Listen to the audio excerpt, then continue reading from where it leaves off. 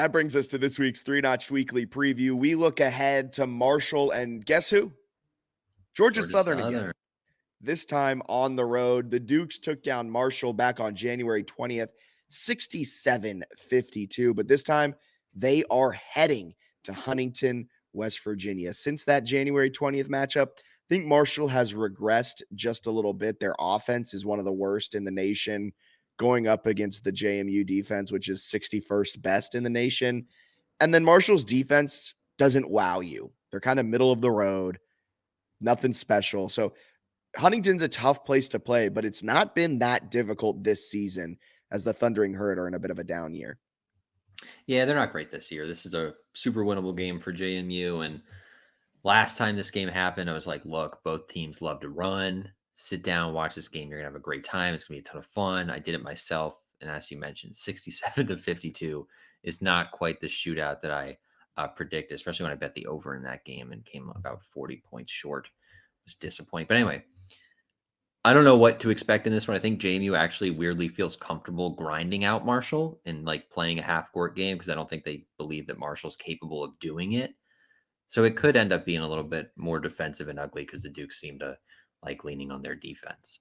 Yeah, and then on Saturday, February 24th, the day before my birthday, JMU goes to Statesboro, Georgia to take on Georgia Southern. Again, JMU is, according to KenPom, a 14-point favorite in that one. However, all of Georgia Southern's wins this season have come at home. So they don't win on the road You might all need to that fact often. check that. All of their wins have been at home. That's not true.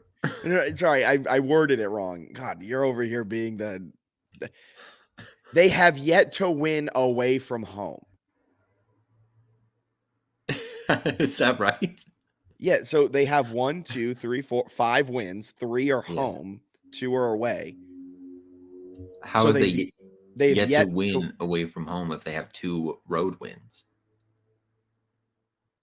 What am I trying to say? I don't know. There's a point here. I was like, he's pranking me. This is some sort of bit. I don't know what I was trying to say.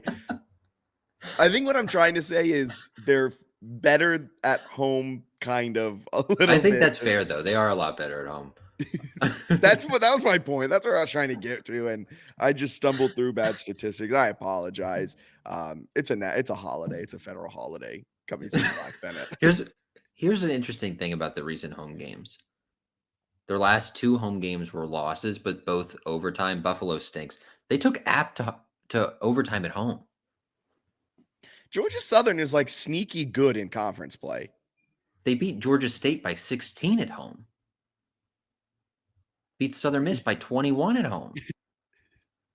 It's weird.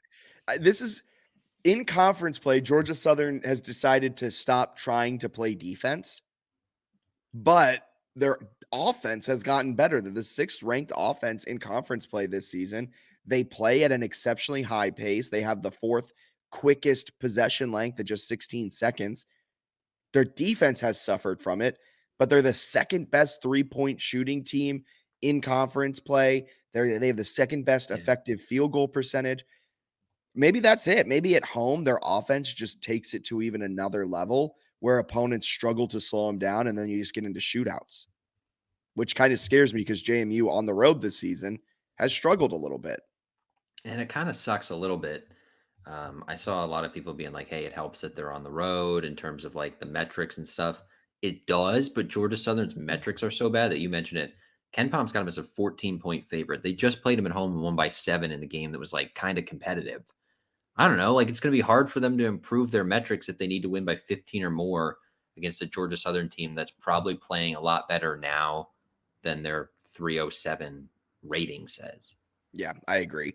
And also the other tough part about it all is after these 2 road games, you finish out the season with 2 more road games. Yeah, and Georgia Southern, they got 4 games at home to end the year. They're going to have all that confidence going to the Sun Belt tournament. Dark horse. Okay, sure. Yeah, they've yet to win a neutral site this year. I can say that correctly. That's true. Something to monitor. I've been saying it all season. I expect JMU to maybe drop one of these down the stretch. I think if there's one that they're going to drop, hot take, it's going to be Southern. That's a fun take. That would be brutal for their. I mean, their at-large chances are already They're- slim to none. What was it that I know you religiously check bracketology. Yeah. What is bracketology looking like right now? Is JMU on the next 4 out, first 4 out? I know they were sniffing around. They've been on sniffing some. around. They haven't been included yet in either the, first 4 out or next 4 out quite yet. So there's like 8 teams right there on the bubble. Maybe if they win the last, I don't know, if they get the next 4 with some commanding wins, we'll see what it looks like. Okay. After that. They could be in the mix. But here's my question for you. Hit me. And it sounds like your answer is a no. But can they get through? So theoretically, if they're to win the Sun Belt tournament, you play 3 games. That'd be their next 7 games would then be on the road or a neutral floor. That's a hard stretch to go 7-0 with no home games. Yeah, it's really tough. Can they do it? Maybe. Will they do it? They got to. That's where honestly, part of me, and this isn't totally true, but like if they do drop one of the next 4 and like you get a loss, whatever, and then it's just all the eggs in the tournament basket, not the worst thing in the world.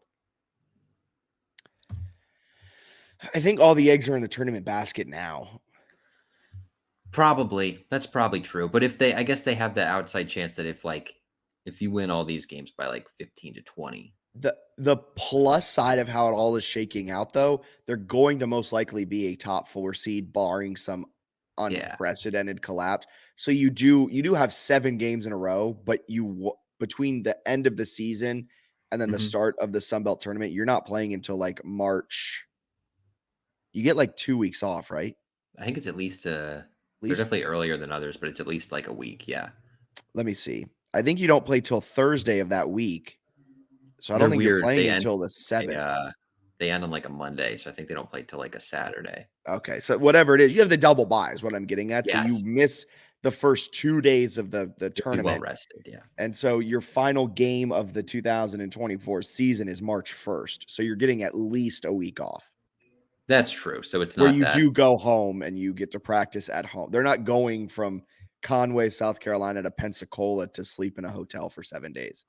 And I guess on the plus side, like if you could pick 2 teams to play on the road to end the year, like Georgia Southern, Coastal, both kind of suck. Like I know Georgia Southern's playing better, but like Marshall, Georgia Southern, Georgia State, Coastal Carolina, not a particularly intimidating 4.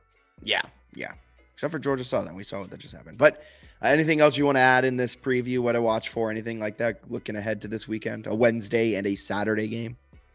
No, I think the at-large is pretty much dead, as much as I'm still tracking to see if they can win by 20 plus. And the issue is they can't really like pick up any great wins, where if you're like an ACC team and you're Pitt or someone, like the quality of team you're playing and the opportunity to pick up wins against good teams without having a loss hurt you is far greater than what JMU has, where JMU is expected to win each of the last 4. And if they win them by like 5 points, it's actually going to hurt them. That seems just like a really hard spot where you have to go on the road and you got to win by like 20 plus to kind of put yourself on the bubble is unlikely. Their best chance at this point is App State continuing to win and App State winning by 20. So their net continues to rise and that becomes a better loss. And then that in some weird roundabout way. But yeah, maybe the system's broken.